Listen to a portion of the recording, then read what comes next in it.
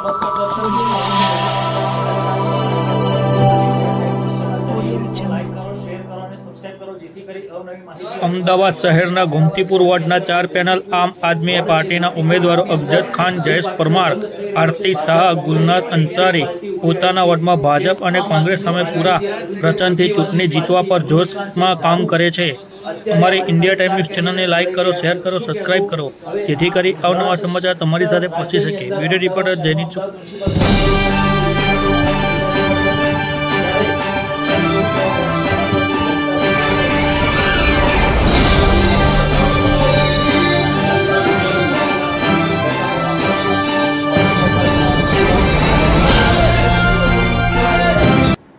Solution થતા નહીં હોય, 5 વર્ષ પછી ચૂંટણી આવે ત્યારે કોઈ પણ નેતા હોય, ચૂંટાઈ ગયા હોય, ધારાસભ્ય હોય કે કોર્પોરેટર હોય, એ 5 વર્ષ પછી જ દેખાતા હોય છે। એટલે એ જનતાનો શું પ્રતિસાદ તમારી સાથે મળે છે? જનતાનો પ્રતિસાદ અમને ખૂબ જ બહોળો અને ખૂબ જ અઘરો મળ્યો છે। જે છેલ્લા ગોમતીપુર વોર્ડની અંદર 25 વર્ષના કોંગ્રેસના શાસનની અંદર જનતા ત્રાહિમામ પોકારી ગઈ છે।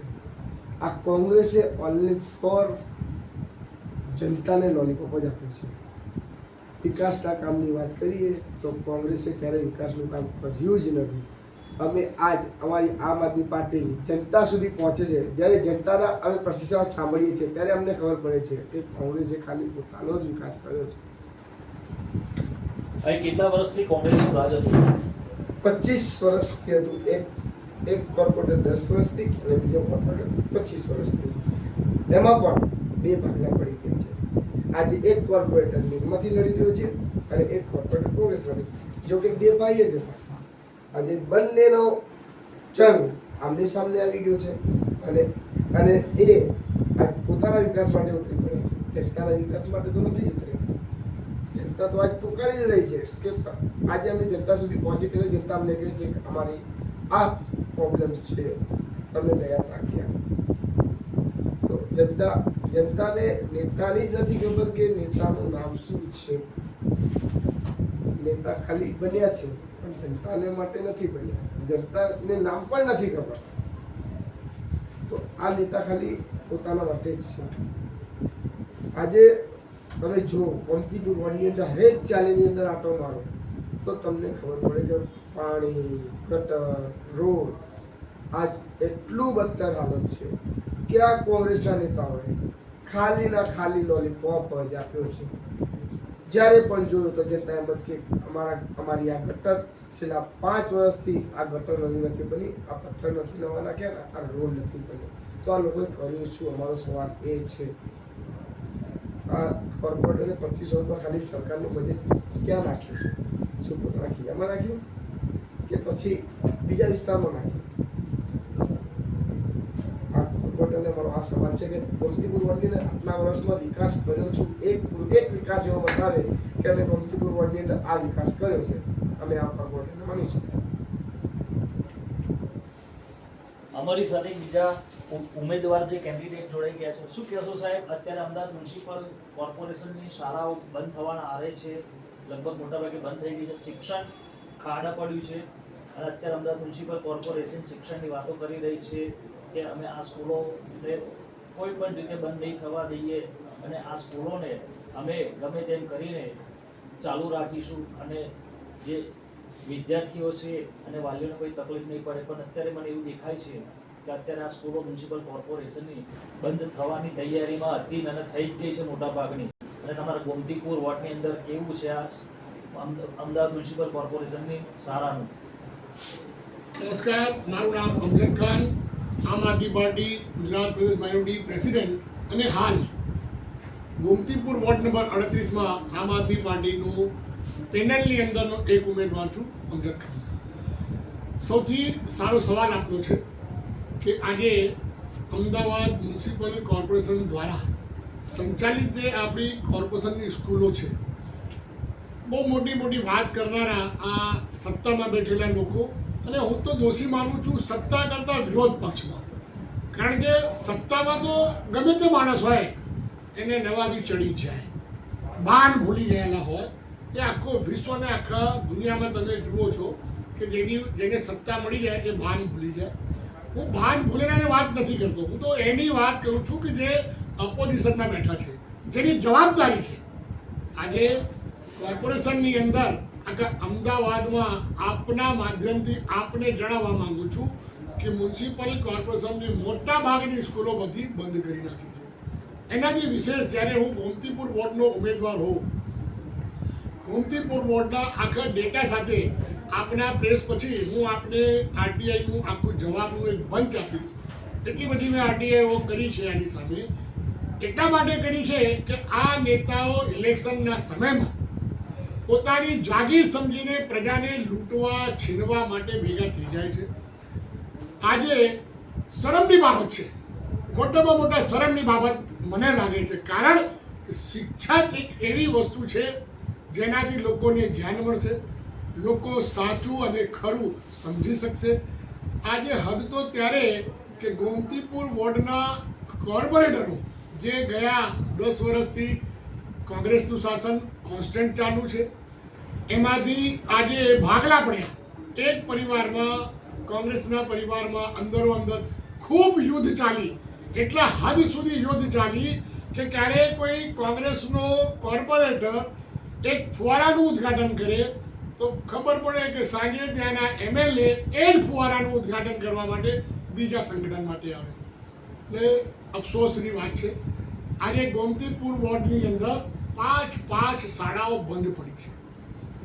એક શાળા એવી છે કે જેને તોડ્યા પછી 2 વર્ષની મુદ્દતમાં કામ પૂર્ણ થવાનું હતું. આજે એ સ્કૂલને 4 વર્ષ થઈ ગયા છે.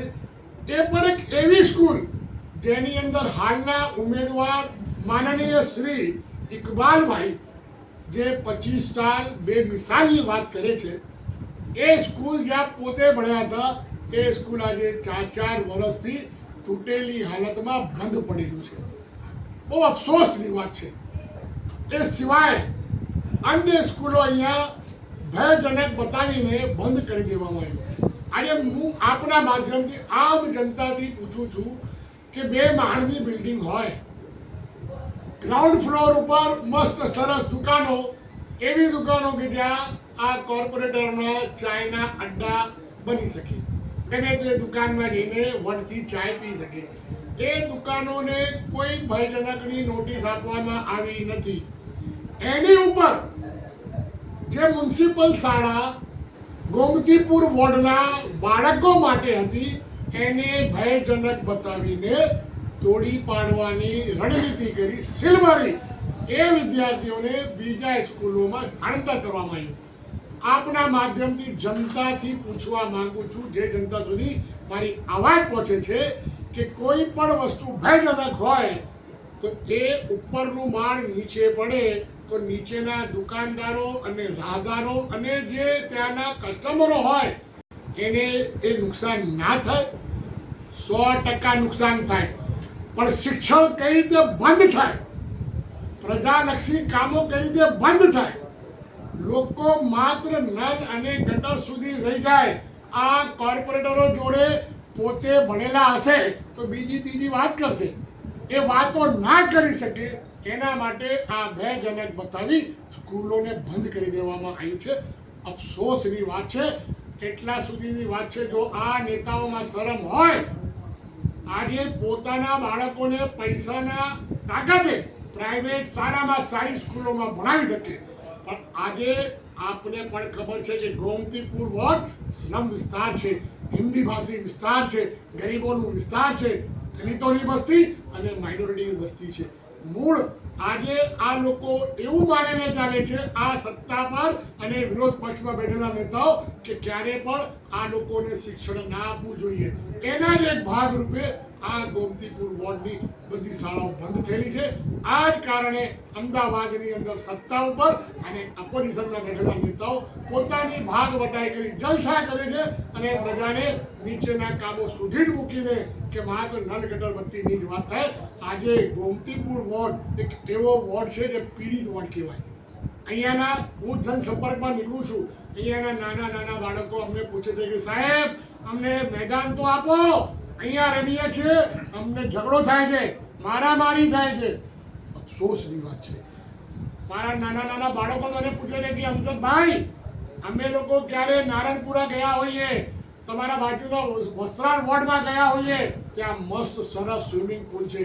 મારા ગોમતીપુર વોર્ડના પ્રજા મને પૂછે છે કે અમજદભાઈ, આજ દિવસ સુધી અમારા બાળકને તો ખબર જ નથી કે સ્વિમિંગ પુલ હોય છે શું. આજે લાઇબ્રેરી, એક પણ એવું કાર્ય ગોમતીપુર વોર્ડમાં આ નેતાઓ નથી કર્યા. દાવા સાથે હું કહું છું, અને આપના માધ્યમથી મારી અવાજ જે પ્રજા સુધી પહોંચતી હોય, કોઈ પણ પ્રજા મારી જોડે આવે અને મને બતાવે કે અમજદભાઈ આ કામો આ લોકોએ કર્યા છે, તો હું એમની સાથે જાહેરની અંદર મારું કાન પકડી આ નેતા જોડે માફી માંગવાની તાકાત રાખું છું. પણ એ કાર્ય પ્રજાલક્ષી હોવા જોઈએ. આજે આ નેતાઓનું નામ મારા વિસ્તારમાં ખૂબ વખણાય છે, પણ આપને કહેવા માંગુ છું કે વખણાવવામાં, ક્યાંય ને ક્યાંય રિબિન કાપવામાં, ક્યાંય ને ક્યાંય કોઈ ઉદ્ઘાટનમાં, ક્યાંય ને કોઈ કવાણીઓમાં, મુશાયરાઓમાં હદ તો અત્યારે એ થઈ ગઈ કે આ જ્યારે યુદ્ધનો એક માહોલ હોય એ સમયમાં આ આપણા નેતાઓ ક્યાંય ને ક્યાંય ઠઠ્ઠા, હસી ગુલ્લા અને ડાન્સ કરતા હોય. જે આપના માધ્યમથી કહું કે હું નથી કહેતો, ક્યાંય ને ક્યાંય મેં કોઈ સોશિયલ મીડિયા ઉપર વાયરલ થયેલી વસ્તુ જોઈને આજે કહું છું. તો આજે પ્રજા સમજી ગઈ છે કે આજે આપની જે વાત હતી કે બે પાર્ટી છે અહીંયા, ત્રીજી પાર્ટી ક્યારે નથી આવી, ચોથી પાર્ટીની તો આપે જે રીતે બાયપાસ કર્યું, ખરેખર એ બાયપાસ જ છે કે આપે મીમનું નામ લીધું નથી, એટલે આપને પણ ખબર પડી ગઈ છે કે હવે મીમ ક્યાંય છે જ નથી. જ્યારે આપની વાત છે કે કોંગ્રેસ અને ભાજપની વચ્ચેની ટક્કર છે, તો હું બહુ સાફ આપને કહું છું, આમ આદમી પાર્ટીને લોકો જોઈ રહ્યા છે. લોકોને આશા છે, લોકોને ભરોસો છે કે જે રીતે દિલ્હીમાં અને પંજાબમાં શિક્ષા ઉપર, સ્વાસ્થ્ય ઉપર, રોજગાર ઉપર ત્યાં કામ થઈ રહ્યું છે, એ જ રીતે આમ આદમી પાર્ટી અરવિંદજીના નેતૃત્વમાં આખા ભારતમાં આ જ વાત લઈને નીકળી છે. અમે કોઈ ધર્મ, કોઈ જાતિ, કોઈ પ્રાંતમાં નથી માનતા. અમે માનીએ છીએ આખું ભારત અમારું છે. ભારતમાં રહેનારા તમામ ધર્મ, તમામ મذહબ, તમામ વર્ગના લોકો ભારતીય છે, અને એમની ચિંતા કરવાની જવાબદારી કોઈની હોય તો એ આમ આદમી પાર્ટી કરી રહી છે. અને આશા રાખું છું જે રીતે દિલ્હીની અંદર અમે પાણીની વાતમાં, ગટરની વાતમાં, શિક્ષાની વાતમાં, સ્વાસ્થ્યની વાતમાં એક કામમાં પૂર્ણ થઈ, હદની ઉપર ગઈ, સેવાઓની અંદર બહેનો માટે જે સેવા કરી, ધાર્મિક સ્થળો માટે જે બહેનોને જવાનું આવવાનું જે સફરો માટે મફત કર્યા, એ બધા કામની ત્યાં દિલ્હીમાં કર્યા પછી, પંજાબમાં પણ કર્યા પછી હવે એવું લાગી રહ્યું છે કે ભારતની અંદર માત્ર આમ આદમી પાર્ટી જ એક એવી પાર્ટી છે જે પ્રજાની પાર્ટી છે, પ્રજા માટે છે અને પ્રજા થકી છે. આમ આદમી પાર્ટી કઈ વાત લઈને આવી રહી છે? ન જાતિવાદ, ન ધર્મવાદ, ન પ્રાંતવાદ, તો કઈ વાત કરશે?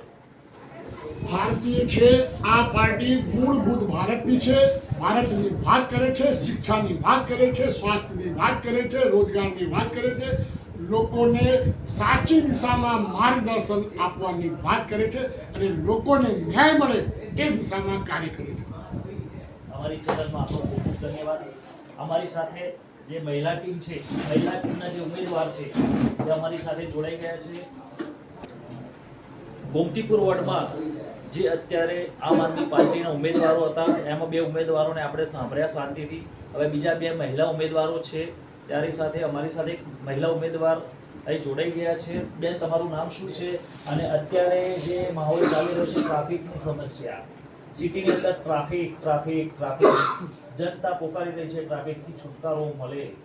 અને બીજી વસ્તુ એ કે ડિમોલેશનનું કાર્ય, અત્યારે ડિમોલેશન એટલું બધું થઈ ગયું. 2030ની અંદર ઓલિમ્પિક આવવાની રહી છે, એટલે ડિમોલેશનની પ્રક્રિયા બહુ ચાલે છે અત્યારે હાલ. જ્યાં જોતા ડિમોલેશન, ઘર વિહોણા કરી દીધા, અને બીજું ટ્રાફિકની સમસ્યા. આ બેમાંથી છુટકારો કેવી રીતના આમ આદમી પાર્ટી અપાવશે?